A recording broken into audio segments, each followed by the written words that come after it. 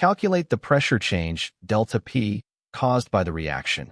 The reaction produces carbon dioxide gas, CO2, which increases the pressure inside the sealed, rigid vessel.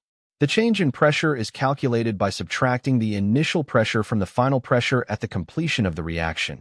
Delta P equals P completion, P prior quad delta, P equals 0.870 atmospheres. 0.800 atmospheres equals 0.070 atmospheres. Quad. Use the calibration line to find the mass of reacting CaCO3.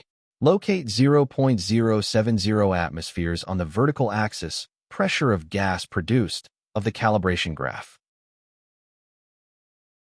Moving horizontally to the calibration line, and then vertically down to the horizontal axis, mass of CaCO3 yields a corresponding mass of approximately 0.145 grams of pure calcium carbonate. Calculate the mass percent of CaCO3 in the eggshell. To find the percentage of the eggshell sample that consists of calcium carbonate, divide the calculated mass of CaCO3 by the total starting mass of the eggshell sample.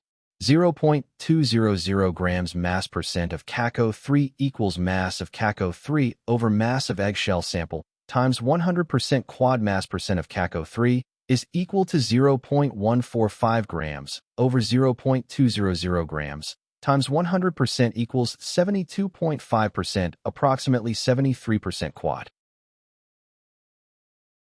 Identify the closest multiple choice option. The calculated value of 73% is closest to 75%, option D.